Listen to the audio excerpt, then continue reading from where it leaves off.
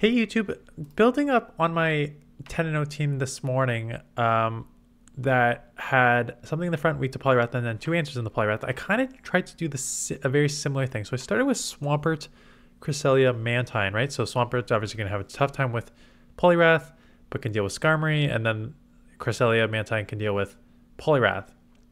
So there's two things. I ended up switching after 3 games to Shadow Quagsire because I just found that Shadow Quag still resists the Skarmory, but it does better against like Poliwrath, and I also find that it actually does quite better in like neutral situations. Not neutral because like water is resisted by dragons, but like dragons.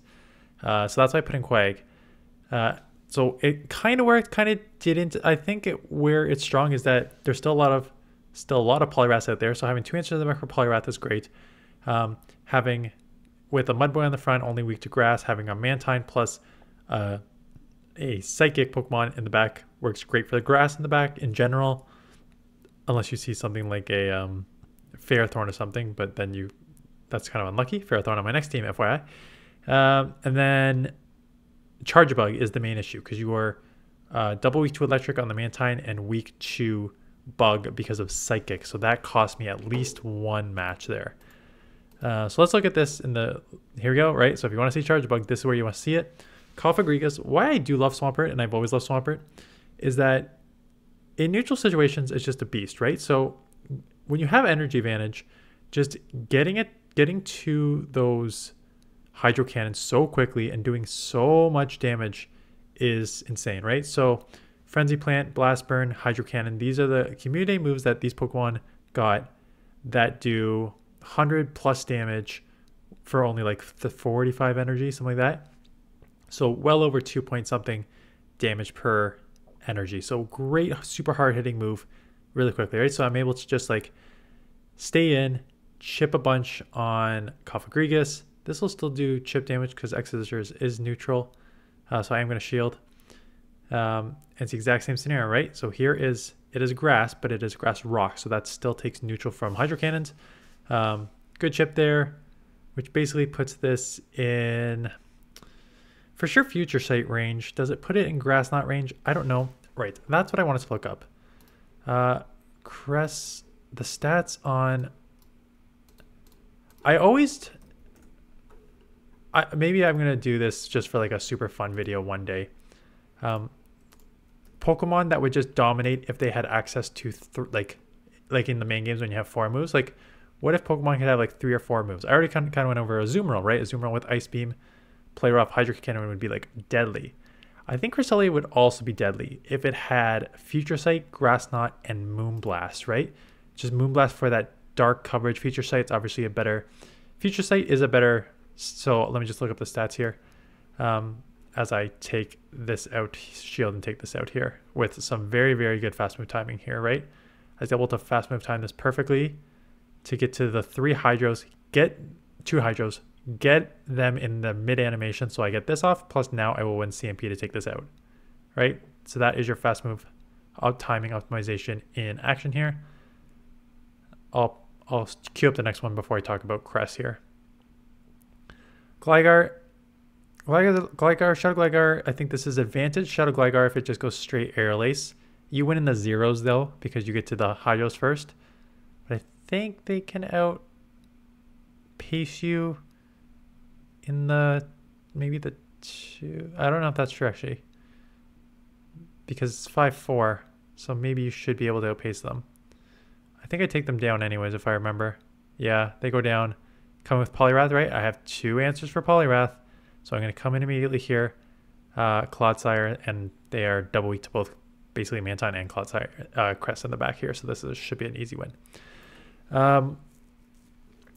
So Future Sight is a 65 energy for 144 damage. Moonblast is only a 60 energy for 110 damage.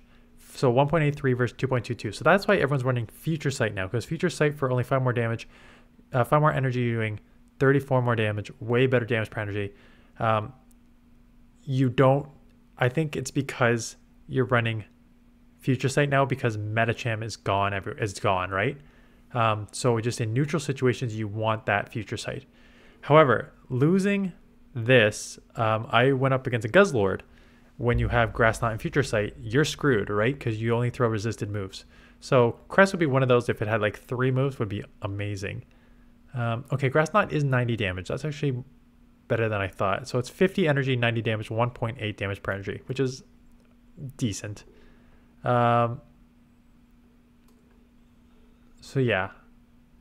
2 answers in the back for Poliwrath with the Future Sight, but Moonblast would be a very nice to have on this Pokemon.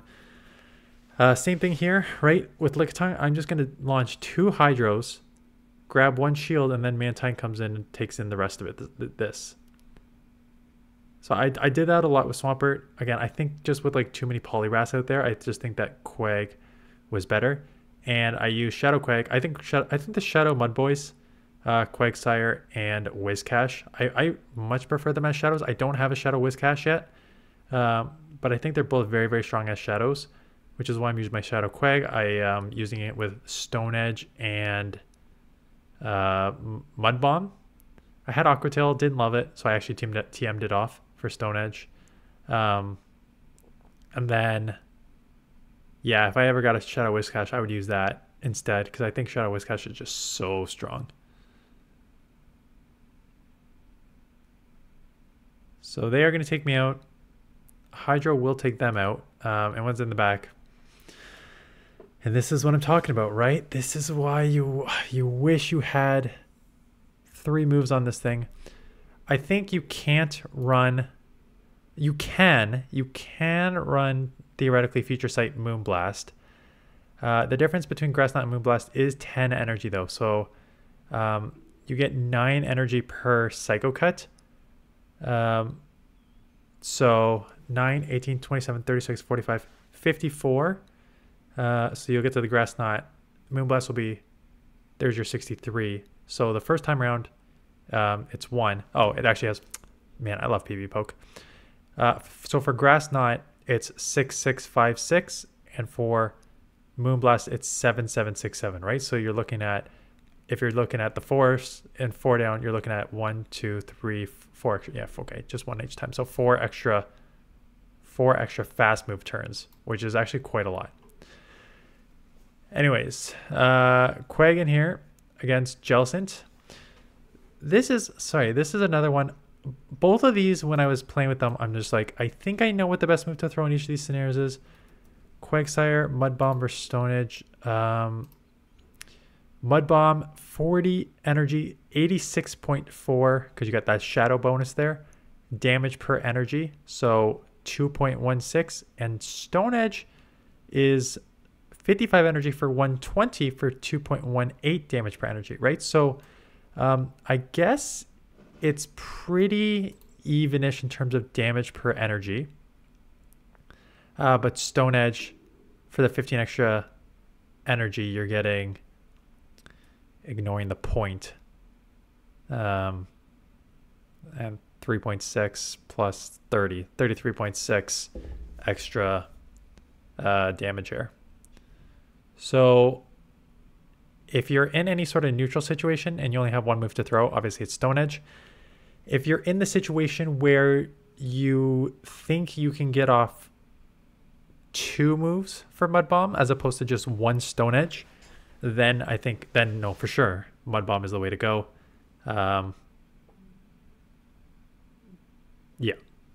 Yeah, so those are basically the sort of scenarios you need to worry about with that.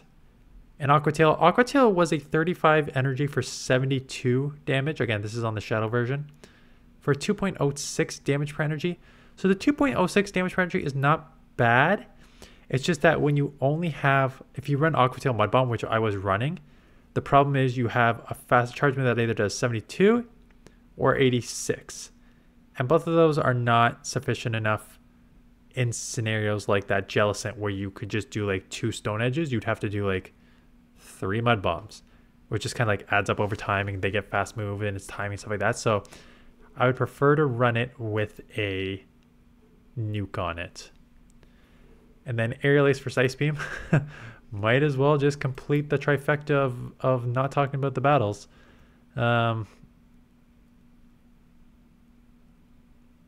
This is a good lead, obviously. they switch. So I'll probably chip here with Mud Bomb and then get into MANTINE, I guess.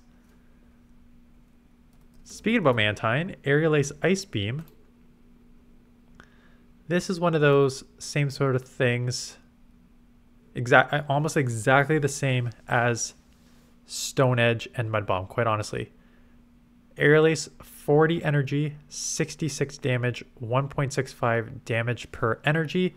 Ice Beam, 55 energy, 90 damage, 1.64 damage per energy. So basically the same damage per energy. So again, if you can only throw one move, throw the Ice Beam. If you can maybe get to 2 Aerial Aces, go for that. But yeah, and if you only have one move to throw, obviously it's Ice Beam because it does more damage, 90 compared to 66. And then yeah, Bubble Beam only, yeah. I mean, you use Bubble Beam to lower the opponent's attack, but at a 0.75 damage per energy, 40 energy, 30 damage. Which is why everyone now runs after Aerial Ace got buffed. Everyone runs Aerial Ace and Ice Beam. Okay. That's enough stats. Get the farm down on the crests. Get the Stone Edge off here because, again, you're looking at either two Stone Edges or 3 Mud Bombs. Or, if I remember this matchup, 2 Stone Edges blocked, the second Stone Edge blocked, and then getting the third Mud Bomb off because these Mud Shots are adding up, right? So there's 4, there's 5.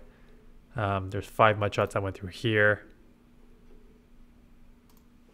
6, right? So that's 6 Mud Shots, and you're thinking like, okay, what is 6 Mud Shot? Isn't Mud Shot just more for energy generation? It is, but it does 2.16 damage per turn into two turn fast move, so 4.3 damage per turn. So how many did I say? 5 there? So you're doing 21 damage, which is not insignificant on chipping a Pokemon, right?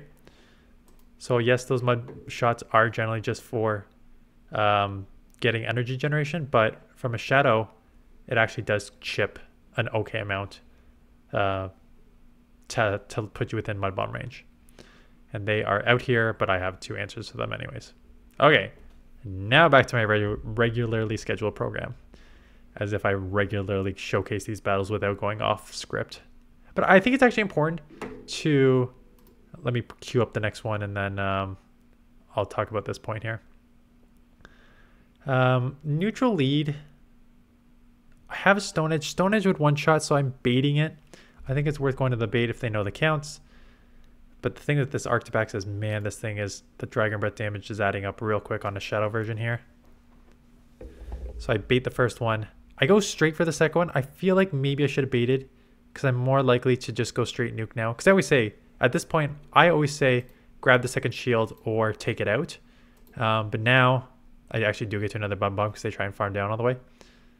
But I feel like I could have like put more pressure on with baiting there. Because look how much that still does, right? Now, who do I want to absorb this on? I want to absorb it on the MANTINE. Doesn't really matter which one I absorb it on, quite honestly. I think I came in here because Wing Attack is going to add up quicker than the Psycho Cut will add up. So farm down. I have shield advantage, but depends what's in the back. Jellicent. Bubble Jellicent. So I'm less... I mean, Crest has not a great matchup against Jellicent for starters, but because this is Bubble, I'm more inclined to just stay in here to put this low enough that it's just in Grass Knot range. If I end up having to get on the Jellicent here. And they're not throwing, so they think they're trying to get to 100 energy so they can like surf me. But all that's doing is putting them really freaking low. They have 2 moves, so I'm basically just going to shield. I mean, let it go. No, don't shield. That's dumb. Let it go. I think that's with the bubble, probably just a second surf, and it is. And what is in the back? Golisopod. I'm sorry I said I wasn't going to do this. I remember this matchup. I just throw, let me see in the 0 shield, because I threw the Grass Knot thinking 2 Grass Knots will take this out, because I don't think a Future Sight will take that out. And now I want to confirm that is the case. I'm pretty sure it's not. I feel like it's only going to do like 80% damage, something like that. Yeah, 100%. 60% damage. So I was right going double Grass Knot there. Just you only do 60% on a future sight to Golisopod, which is not nearly enough. So you do need a Grass Knot anyways. So yeah, that was the right play, despite not winning that matchup. And this is why it's not bad here. Like Brave Bird will KO. It's just a Sky Attack if I remember, but like it would KO. Yeah. Anyways, why? So I'm just staying here. I'll go back and forth between my thought here. They get out. I have Cordeli come in. Again, I have two somewhat answers back. I probably should have come Cress because this will do super effective rock slides. So it's not the smartest to come in here. I get a super effective Ice Beam Bomb. They shield and they take me out, and then I have to come Cress anyways and kind of jump around here. Okay. Yes, I go off a lot, but there's a lot of games where I have an idea of how much damage things do because I don't know the stats for all these moves, right? I have a feel. I have experience through how many seasons of GBL plus all the other battling that I do. I have an idea of how much each move does, but I don't know for sure. So a lot of the time when I watch these battles back, I want to be like, did I make the right play there? Like, how much damage do these moves make? How much does a Mud Bomb do in this case? It's probably like 40% or something. 35, 40%, right? And that's just experience knowing, just playing about it, but I don't know the exact amounts. So when I watch these back, I like to know the damage per energy and what's the right move to throw and stuff like that in different shield scenarios and different how many moves can you get to. Like they try and farm down, they're not going to get it, and I'm going to get to another one and win. So yeah, I think that's helpful, right? I think that's helpful probably for the average player. Skeletor is a great lead. I'm probably going to chip here. And I wouldn't be surprised if I come Cress, because Cress is basically somewhat... This Lickitung matchup is actually not bad at all for Cress with Future Sight. It's much worse with Moonblast. It's actually pretty close, even shield, even energy with Lickitung. But it's a big advantage when you've already chipped with Quag. So this, unfortunately, I think this puts it pretty low, but not enough to take it out. So I'm going to need a Grass Knot anyways, but I will be able to take it out and keep Switch. But I have MANTINE to answer it too. But yeah, I think that it is... I would put it up there knowing how much damage each move does as like... I'm surprised they shielded. They really want to fight for Switch. And I think I'm going to let that go because I have two answers for...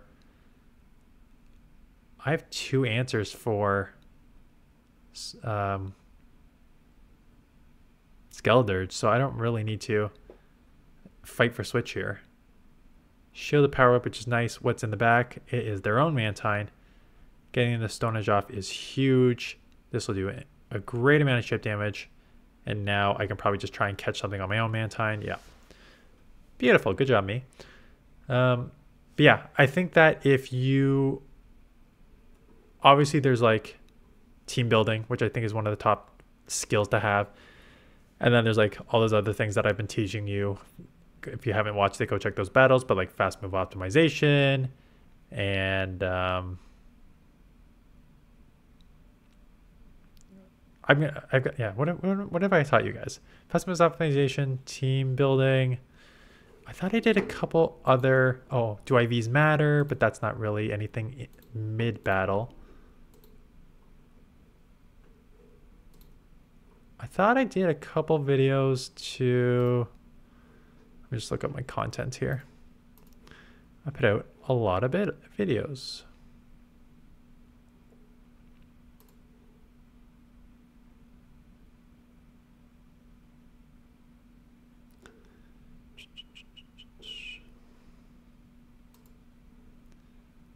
Whiscash lead. Whiscash lead is more stronger to them, right? Because I can't throw Stone Edge. I can only throw Mud Bombs.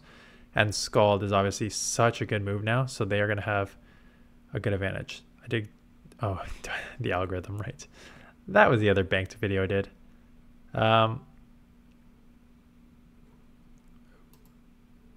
no, I think I've done like tips and tricks in the... I've got to update that video. I did a tips and tricks to hit Legend.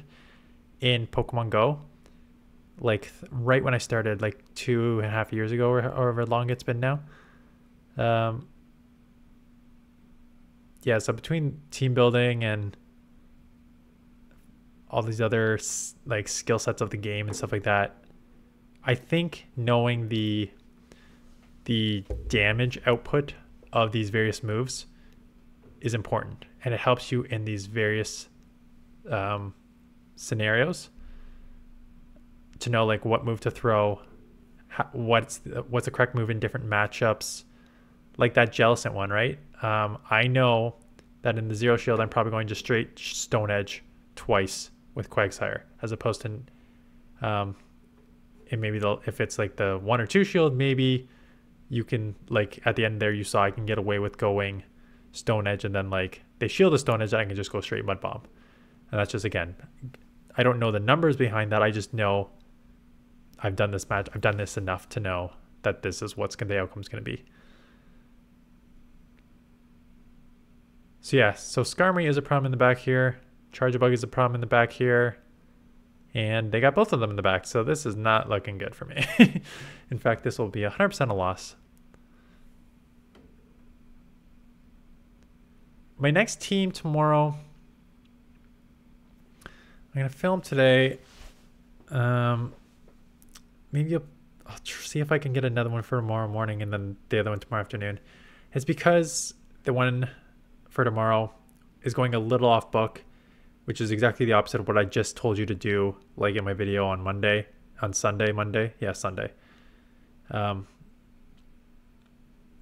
say, if like, don't try and get too creative. Don't try and do this and that. Like, just stick with the Pokemon you know. And then I used what did I use? I used a Ferrothorn.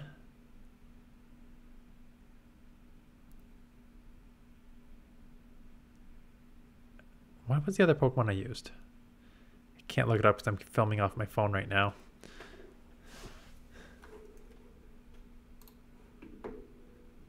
I started with a Poliwrath in the back to answer it, and I put in Whiscash, because I think Whiscash is quite strong. So it's a Whiscash, Ferrothorn, and let me just go down this list to see if it jumps off the screen here. Was it a dragon? No. Quagsire? No. Oh, Girafarig. And I know that because I just saw a Machamp, and I was not running Double Kick with it. I was running Confusion with it. So it was a really kind of fun team. You're going to see some, like, one team was triple weak to Confusion, which is why I was just like, that's kind of funny. I use Confusion because PB Poke recommends Double Kick. I'll just go over this in the video, but PB Poke recommends Double Kick. I use Confusion because I thought it's better for the meta. I will explain it in the video, but the team was Girafarig, Ferrothorn, Whiscash, and I did like okay with it. So I want to showcase it because I had lots of battles and it was fun to use, and I did I got some fun wins on it, but it's not one of those I'd be like, you need to go run this team to win right now. I'd say you're closer to, if I was to give you a team to go run right now, I actually think my team this morning, I mean, the 10-game win streak, yes, but it's also just like, I think they actually fit again in the meta very well right now, that team. And then this team's not bad. I like the Quag Cress core or Quag Mantine core, quite honestly. I just think that not having anything for steals is kind of rough. Like, at best you have a Skarmory where you can throw Ice Beam on Mantine and then you're screwed Crest, or you're like, if they get like a pure steal in here, like a Togedemaru or something, you don't have anything in the back. So maybe I would replace something in the back just to be a little more safe and neutral. That's how I'd make this team better. But yeah, that is it. That's a team. So stay tuned for the draft one, either tomorrow morning or afternoon. And then I'm going to have to find another team to try and grind with to get some more wins. Anyways, that is it. Thanks for watching, and I'll see you guys in the next one.